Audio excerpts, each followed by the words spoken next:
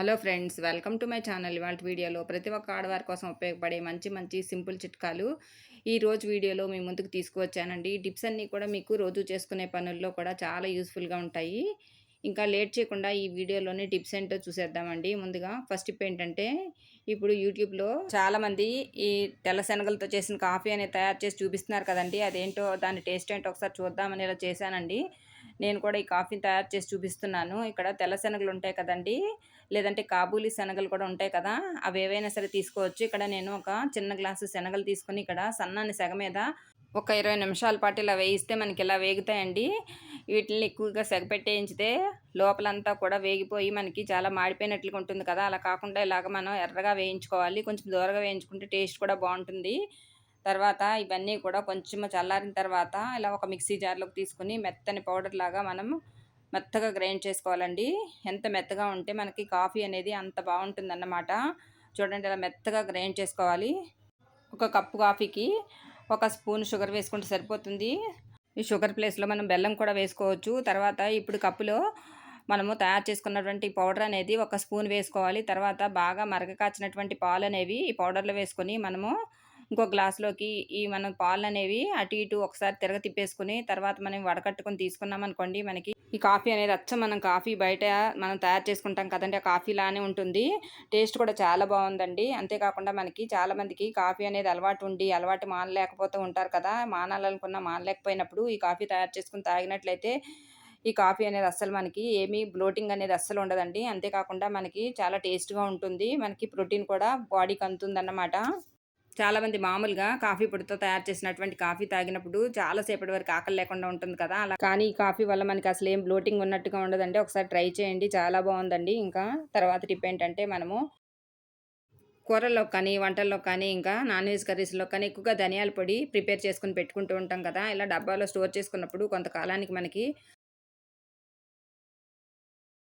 పురుగు పట్టడమే కాకుండా మనకి దాంట్లో ఉండేటటువంటి మంచి ఘాటు స్మెల్ అనేది కూడా పోతుంది కదా, అలా కాకుండా ఉండాలంటే ఒక దాల్చిన చెక్క ముక్కను తీసుకొని ధనియాల పొడిలో పెట్టి స్టోర్ చేసామనుకోండి, మనకి ధనియాల పొడి అనేది పురుగు పట్టకుండా ఫ్రెష్గా ఉంటుంది. ఇంకా తర్వాత టిప్ ఏంటంటే, మనము పసుపు కూడా ఎక్కువ రోజులు స్టోర్ చేసుకోవాలనుకున్నప్పుడు ఇలా గాజు బాటిల్లో స్టోర్ చేసుకుంటే మనకి ఎక్కువ రోజులు పసుపు అనేది చాలా ఫ్రెష్గా ఉండటమే కాకుండా రంగు మారకుండా కూడా ఉంటుందండి.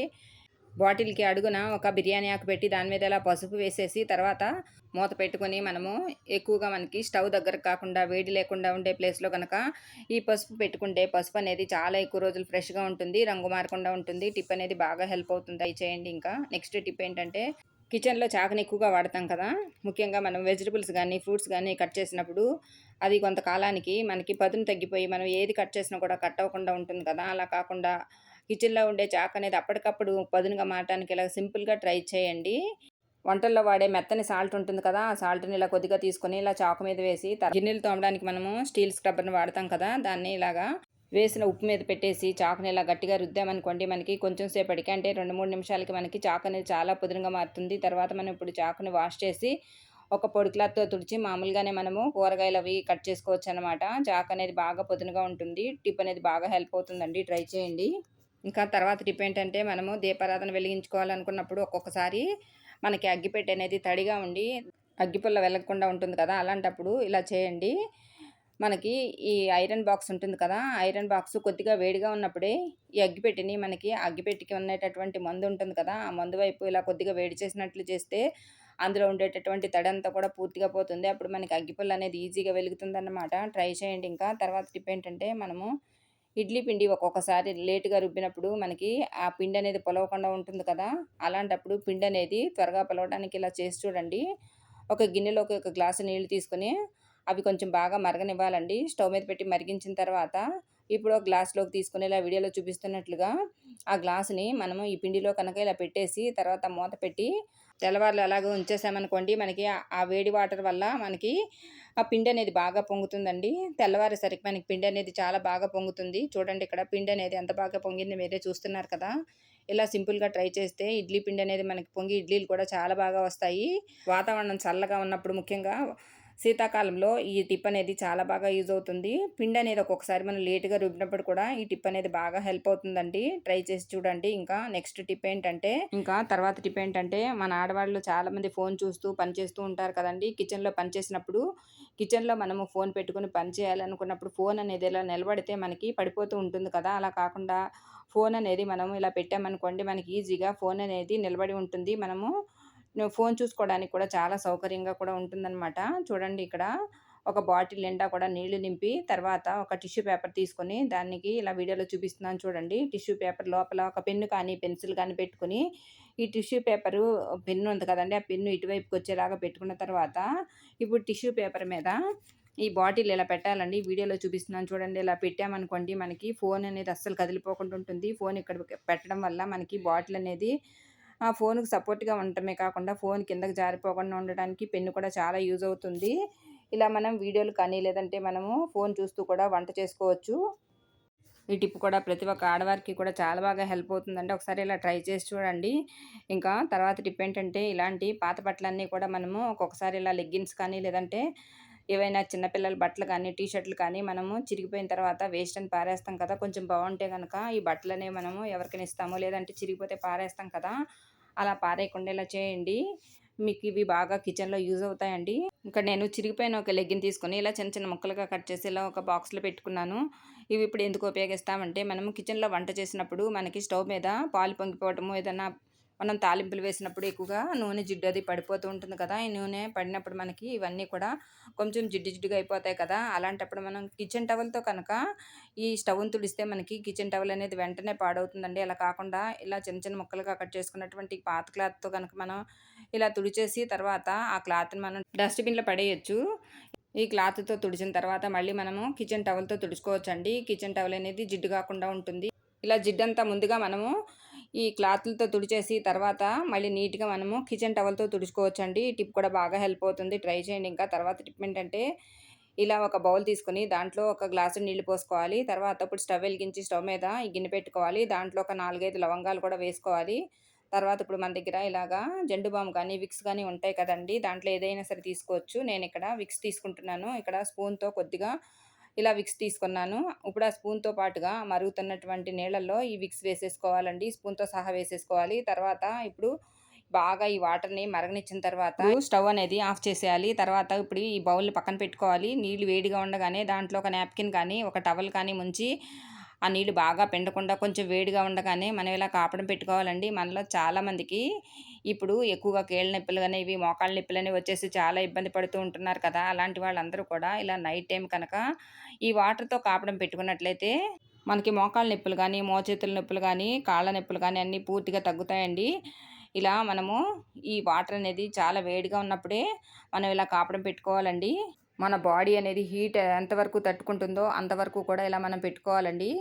ఇలా కాపడం పెట్టినట్లయితే మనకి మోకాళ్ళ నొప్పులు తగ్గడమే కాకుండా మనకేవైనా వాపులు, ఇంకా నొప్పులు, బెణుకుల నొప్పులు అలాంటివి ఉంటాయి కదండీ! అవి కూడా పూర్తిగా తగ్గుతాయి. పిల్లల నుంచి పెద్దవాళ్ళ వరకు కూడా ఈ టిప్ అనేది బాగా హెల్ప్ అవుతుంది. పెద్దవారు ఇలా రోజు కనుక రాత్రిపూట కాపడం పెట్టుకుంటే తెల్లవారేసరికి నొప్పులనేవి పూర్తిగా తగ్గుతాయి. ఈ టిప్ కూడా బాగా హెల్ప్ అవుతుంది. ట్రై చేయండి. తర్వాత టిప్ ఏంటంటే ఒక అగరబత్తిని ఇలా తీసుకోవాలి. తర్వాత మన దగ్గర విక్స్ ఉంటుంది కదండీ! ఆ విక్స్ కూడా ఇలా కొద్దిగా తీసుకొని మనము ఈ అగరబత్తికి అంతా కూడా ఇలా అప్లై చేసుకోవాలి. ఇప్పుడు ఈ అగరబత్తిని మనం వెలిగించుకున్నట్లయితే మనకి ఇంట్లోకి దోమలు రాకుండా ఉంటాయి. దోమలు ఏవైనా ఉంటే గనక పూర్తిగా బయటికి వెళ్ళిపోతాయండి. ఈ అగరబత్తిని ఇలా మనం విక్స్ రాసి వెలిగించడం వల్ల అగరబత్తి కూడా చాలా ఎక్కువ సేపు వెలుగుతుంది. ఒక్కొక్కసారి ఇంట్లోకి మనకి చాలా ఎక్కువ దోమలనేవి వచ్చేస్తూ ఉంటాయి కదా! అలాంటప్పుడు ఇలా విక్స్ రాసుకున్నటువంటి ఈ అగరబత్తిని కనుక వెలిగించి పెట్టినట్లయితే దోమలనేవి పూర్తిగా బయటికి వెళ్ళిపోతాయి. అలాంటప్పుడు మనం తలుపులు వేసేసుకొని తర్వాత మళ్ళీ ఈ అగరబత్తిని కంటిన్యూగా వెలిగిస్తూ ఉన్నట్లయితే మనకి దోమలనేవి పూర్తిగా తగ్గుతాయి. టిప్ అనేది బాగా హెల్ప్ అవుతుంది. ట్రై చేయండి. ఇంకా తర్వాత టిప్ ఏంటంటే ఒక గిన్నె తీసుకొని దాంట్లో కోల్‌గేట్ టూత్ పేస్ట్ కొద్దిగా వేసుకోవాలి. తర్వాత కాఫీ పొడి కూడా కొద్దిగా వేసుకోవాలి. ఇక్కడ నేను రూ. 2 కాఫీ పొడి వేసుకుంటున్నాను. మీ దగ్గర ఏ కాఫీ పొడి ఉంటే అది వాడుకోవచ్చండి. తర్వాత ఒక నిమ్మ చెక్కను తీసుకొని దాంట్లో రసమంతా కూడా ఇలా పిండుకొని ఇదంతా కూడా ఇలా కలిసేలాగా కలుపుకోవాలండి. ఇప్పుడు ఇది ఎందుకు ఉపయోగిస్తామంటే మనకి పాదాలనేవి ఒక్కొక్కసారి చాలా నల్లబడిపోతూ ఉంటాయి కదా! అంతేకాకుండా మట్టి, జిడ్డు పేరుకుంటూ ఉంటుంది కదా! అలాంటప్పుడు మనము ప్రతిసారి కూడా బ్యూటీ పార్లర్‌కి వెళ్ళి పెడిక్యూర్ చేయించుకోలేం కదా! అలాంటప్పుడు ఇలా తయారు చేసుకున్నాం కదండీ! ఈ పేస్ట్ అనేది మనం ఇలా పాదాలకు అప్లై చేసేసుకొని తర్వాత ఒక 10 నిమిషాల పాటు అలా కొంచెం మసాజ్ చేసుకొని తర్వాత మనం మామూలుగా నీళ్ళతో కడుక్కుంటే మనకి పాదాల మీద ఉండేటటువంటి మురికి, డస్టు, జిడ్డు అంతా కూడా పోతుందండి. వేసవికాలంలో మనకి పాదాలు కూడా చాలా ట్యాన్ అయిపోతూ ఉంటాయి కదా! మనం బయటికి వెళ్ళినప్పుడు మనకి పాదాలు కూడా నల్లబడతాయి కదా! అలాంటప్పుడు ఇలా సింపుల్‌గా ట్రై చేసామనుకోండి మనకి ఖర్చనేది లేకుండా ఈజీగా పాదాల మీద ఉన్నటువంటి ఇలా ట్యాన్ తొలగించుకోవడమే కాకుండా పాదాలు కూడా నీట్‌గా ఉంటాయండి. ట్రై చేయండి ఇంకా. తర్వాత టిప్ ఏంటంటే మనము టీ షర్ట్ అనేది ఇలా మడత పెట్టుకున్నామనుకోండి మనకి ఎన్ని టీ షర్ట్‌లనేవి అల్మార్‌లో పెట్టుకున్నా గానీ మనకి ఎక్కువ టీ షర్ట్‌లు పడతాయి. అంతేకాకుండా మనకి ప్లేస్ ఆక్యుపై చేయకుండా ఉండటమే కాకుండా మడతలు ఊడిపోకుండా ఉంటాయి. ఒక టీ షర్ట్‌ని తీసుకొని దాన్ని ఇలాగ వెనక్కి తిప్పుకొని తర్వాత ఇలా వీడియోలో చూపిస్తున్నట్లుగా అటు ఇటు ఫోల్డ్ చేసుకొని తర్వాత కింద నుంచి టీ షర్ట్‌ని ఫోల్డ్ చేసుకుంటా వచ్చి మనము పైన చేసుకున్నటువంటి నెక్ దగ్గర ఉన్నటువంటి ఫోల్డింగ్‌లోకి కింద ఉన్నటువంటి ఫోల్డింగ్ అనేది పెట్టేసామనుకోండి మనకి ఈ టీ షర్ట్ అనేది మడత ఇలా వస్తుందండి. ఇలా రావటం వల్ల మనకి టీ షర్ట్ అనేది మడతలు ఊడిపోకుండా ఉంటుంది. చాలా టీ షర్ట్‌లనేవి మనము చాలా బట్టలనేవి కూడా అల్మారాలో సర్దుకోవచ్చన్నమాట. ఇంకా తర్వాత టిప్ ఏంటంటే, మనము తమలపాకులనేవి ఎక్కువగా పూజలకే వాడతాం కదా! అలా పూజలకి కాకుండా మనం ఇవి హెల్త్‌కి కూడా యూజ్ చేసుకోవచ్చండి. ఇక్కడ తమలపాకులు మనము తెచ్చుకున్న తర్వాత ఇలా నీట్‌గా శుభ్రంగా కడిగిన తర్వాత వాటికి ఇలా మన దగ్గర విక్స్ కానీ, జెండు బామ్ కానీ ఉంటుంది కదండీ! వాటికి ఇలా అప్లై చేసుకోవాలి. మొత్తం తమలపాకులన్నిటికి కూడా ఇలా అప్లై చేసుకున్న తర్వాత ఇప్పుడు స్టవ్ వెలిగించి స్టవ్ మీద కొద్దిగా వీటిల్ని సెగ చూపించాలండి. ఇవి వేడికి దగ్గరగా పెట్టకుండా కొంచెం దూరంగా పెట్టి ఇలా సెగ చూపించామనుకోండి, ఇలా వీడియోలో చూపిస్తున్నాను చూడండి. ఇలా చూపించినట్లయితే మనకి దాని మీద ఉండేటటువంటి విక్స్ అనేది కరుగుతుందన్నమాట.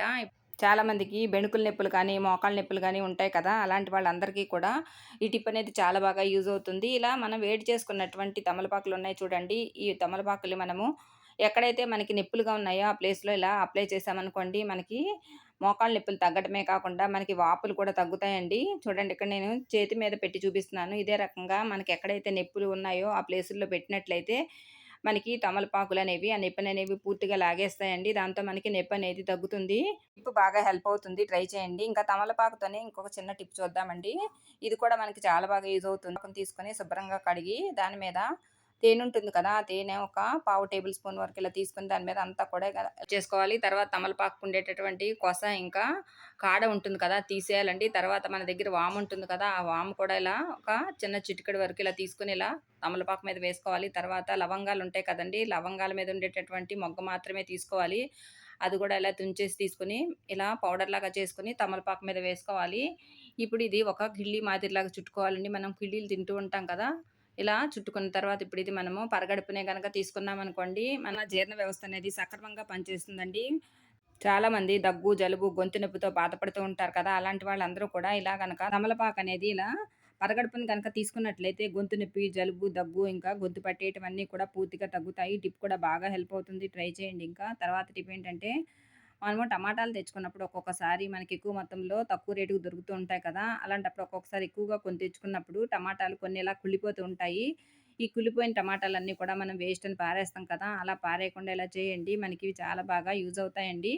ఇక్కడ కుళ్ళిపోయిన టమాటాలు ఒక 5, 6 తీసుకొని ఇలా చిన్న చిన్న ముక్కలు కట్ చేస్తున్నాను. తర్వాత ఒక వాటర్ బాటిల్ గానీ, డిస్పోజబుల్ బాటిల్ గానీ ఖాళీ అయిపోయింది ఒకదాన్ని తీసుకొని ఇలా ఈ ముక్కలన్నీ కూడా ఈ బాటిల్‌లో వేసుకోవాలి. తర్వాత ఇప్పుడు మనకి బియ్యం కడిగినప్పుడు నీళ్లుంటాయి చూడండి. ఫస్ట్‌గా కడిగిన నీళ్లు మనం వేస్ట్ అని పారబోస్తాం కదా! ఆ నీళ్ళన్నీ కూడా ఇప్పుడు ఈ బాటిల్‌లో వేసేసుకొని మూత పెట్టేసేసి ఒక నైట్ అంతా కూడా అలాగే ఈ బాటిల్‌ని ఉంచేయాలండి. తర్వాత పొద్దున్నే మనము ఇందులో వాటర్ మాత్రమే మనము ఒక గిన్నెలో కొంచుకోవాలన్నమాట. ఈ ముక్కలన్నీ కూడా మనము అలాగే సెపరేట్‌గా ఉంచేసుకోవాలి.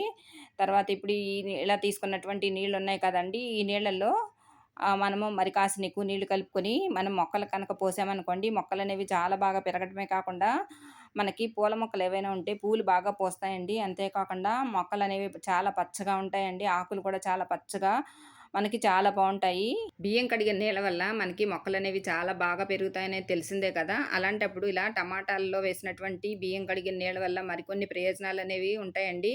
దానివల్ల మనకి మొక్కలనేవి చాలా బాగా పెరుగుతాయి. ఫ్రెండ్స్ ప్లీజ్ ఒక చిన్న రిక్వెస్ట్ అండి. ఈ వీడియో గనక మీకు నచ్చినట్లయితే, ఈ టిప్స్ గనక మీకు యూజ్‌ఫుల్‌గా ఉన్నాయనిపిస్తే ప్లీజ్ ఒక చిన్న లైక్ చేయండి. కొత్తగా ఎవరైనా సరే మన ఛానల్ గనక చూస్తున్నట్లయితే ప్లీజ్ సబ్స్క్రైబ్ చేసుకోండి. పక్కనే ఉన్న బెల్ సింబల్ కనుక ఆన్ చేస్తే నేను చేసేటటువంటి కొత్త కొత్త ఐడియాస్ అన్నీ కూడా మీకు నోటిఫికేషన్ ద్వారా వస్తాయండి. ఇప్పుడు టమాటాలు కూడా మనకి చాలా బాగా దొరుకుతున్నాయి కదా! ఇలాంటప్పుడు టమాటాలు తెచ్చుకున్నప్పుడు ఇలా చేసి చూడండి.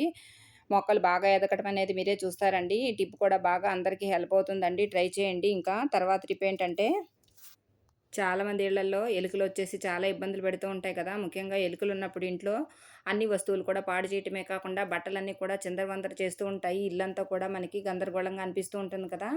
అలాంటప్పుడు ఎలుకలనేవి రాకుండా ఉండటానికి ఉన్న ఎలుకలు కూడా ఇంట్లో నుండి ఈజీగా పోవటానికి ఇలా సింపుల్‌గా ట్రై చేయండి. ఈ రెమెడీ వల్ల మీకు ఇంట్లో ఎలుకలనేవి అస్సలు చేరకుండా ఉంటాయండి.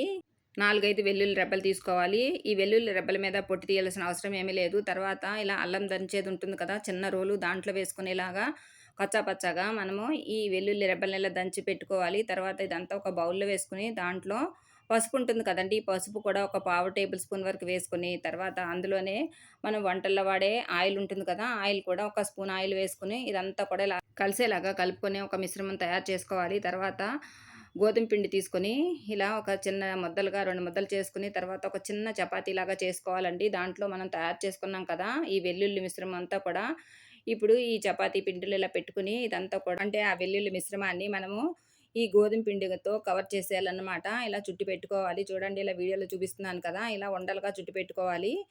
ఇలా మనకి ఎన్ని కావాలంటే అన్ని ఉండలుగా తయారు చేసుకోవాలండి. ఇక్కడ నేను 2 ఉండలు మాత్రమే తయారు చేసి చూపిస్తున్నాను.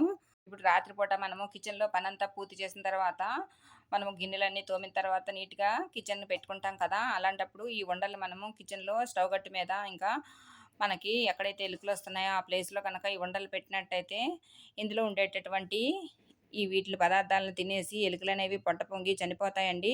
అంతేకాకుండా మళ్ళీ ఎలుకలనేవి ఇంట్లోకి రాకుండా కూడా ఉంటాయి. చూడండి ఇక్కడ నేను డస్ట్‌బిన్ దగ్గర ఇంకా పొయ్యిగట్టు మీద పెడుతున్నాను. ఈ టిప్ అనేది ప్రతి ఒక్కరికి కూడా చాలా బాగా హెల్ప్ అవుతుందండి. ఇలా ట్రై చేసి చూడండి. ఇంకా ఇంతేనండి ఇవాల్టి వీడియోలోని టిప్స్. ఈ టిప్స్ అన్నీ కూడా మీకు నచ్చాయనుకుంటున్నానండి. మరికొన్ని కొత్త కొత్త ఐడియాలతో తర్వాత వీడియోలో మళ్ళీ కలుద్దామండి. Thank you for watching this video. Thank you.